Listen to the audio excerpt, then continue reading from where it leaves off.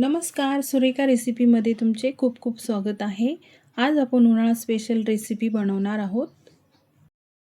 तर यासाठी आपल्याला एक कैरी स्वच्छ धुवून घ्यायची आहे आणि त्याची साल अशी पिलरच्या मदतीने काढून टाकायची। साल काढली म्हणजे रेसिपी आपली मस्त होते, तुरट लागत नाही। रेसिपी नेहमीप्रमाणे साधी आणि सिंपल आहे आणि खूप छान आहे, तेव्हा व्हिडिओ शेवटपर्यंत नक्की बघा। पूर्ण साल आपली काढून झालेली आहे। आता आपल्याला याचे छोटे छोटे काप करून घ्यायचे आहे आणि यातली जी कोय आहे ती आपल्याला काढून टाकायची आहे। तुम्ही ही रेसिपी कुठून बघताय हे मला कमेंटमध्ये नक्की सांगा। तर हे बघा, कोय मी काढून घेतलेली आहे। आता ही आपण साईडला ठेवून देऊ आणि याचे मस्त बारीक काप करून घेऊ। मी याआधी सुद्धा कैरीची चटणीची रेसिपी माझ्या चॅनलवर टाकलेली आहे, ती सुद्धा आवडत असेल तर नक्की बघा। उन्हाळा सुरू आहे आणि या दिवसामध्ये तोंडाला अजिबात चव नसते, त्यामुळे असं चटपटीत आंबट गोड तिखट खायला सर्वांनाच आवडतं आणि त्यासाठी ही रेसिपी अतिशय उत्तम आहे। एकदा नक्की करून बघा। तर हे बघा, सर्व कैरीचे काप मी करून घेतलेले आहे। कैरी मोठी असल्यामुळे भरपूर याची काप झालेले आहेत। आता मी इथे मिक्सरचं भांडं घेतलंय, त्यामध्ये आपल्याला मी इथे 2 हिरव्या मिरच्या घेतलेल्या आहे, त्या अशा तोडून आपल्याला यामध्ये घालायच्या आहेत। तुम्हाला हवं तर तुम्ही तुमच्या आवडीनुसार मिरची कमी जास्त यामध्ये घालू शकता। त्याचबरोबर इथे 9-10 लसणाच्या पाकळ्या घालायच्या आहेत।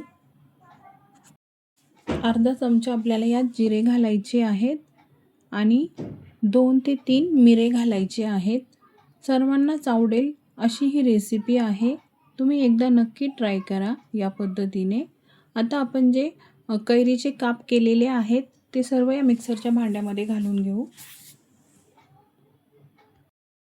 आता यामध्ये बारीक कट केलेली कोथिंबीर घालूया आणि 4 ते 5 पुदिन्याची पाने घालूयात, यामुळे खूप छान टेस्ट येते या चटणीला।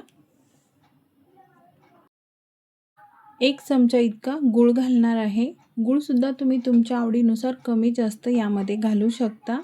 आता हे आपल्याला मिक्सरला मस्त बारीक करून घ्यायचं आहे, पाणी न टाकता। रेसिपी खूप साधी आणि सिंपल आहे आणि घरच्या साहित्यामध्ये झटपट तुम्ही 5 मिनिटात ही चटणी बनवू शकता। तर हे बघा, अशा पद्धतीचं मी इथे वाटण करून घेतलेलं आहे।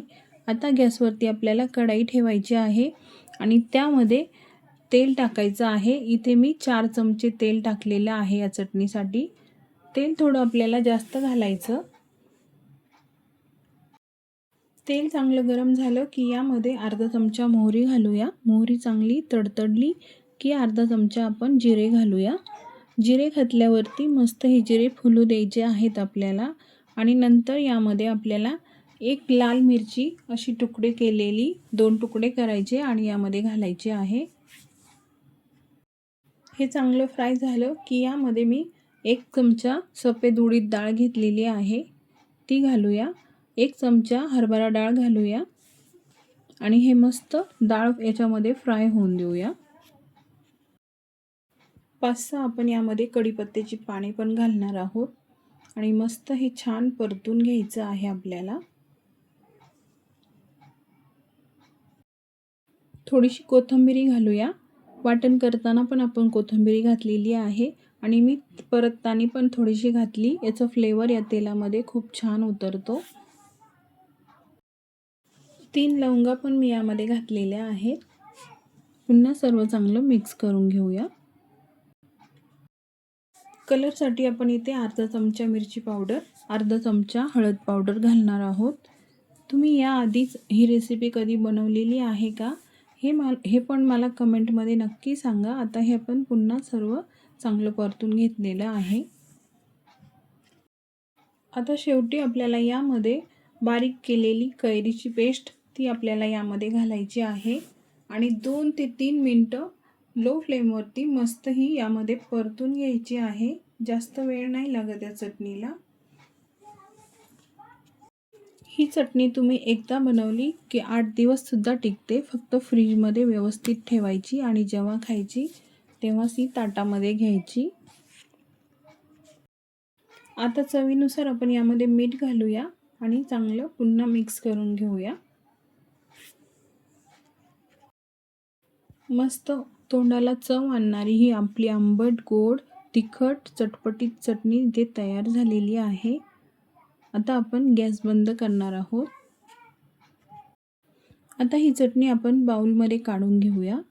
ही चटणी तुम्ही वरण भात, भाकरी, चपाती सोबत खाऊ शकता. खूप छान लागते खायला. तर तयार आहे आपली ही आंबट गोड तिखट चटपटीत तोंडी लावण्यासाठी कैरीची चटणी. रेसिपी कशी वाटली हे कमेंटमध्ये नक्की सांगा. थोडी जरी आवडली तर लाईक करायला विसरू नका. ज्यांनी चॅनलला सबस्क्राईब केलं नाही त्यांनी सबस्क्राईब करा. सोबतच बेल आयकॉनला क्लिक करा म्हणजे माझ्या सर्व रेसिपी तुम्हाला बघायला मिळतील. पुन्हा भेटू पुढच्या रेसिपीमध्ये. तोपर्यंत मस्त खा आणि मस्त रहा.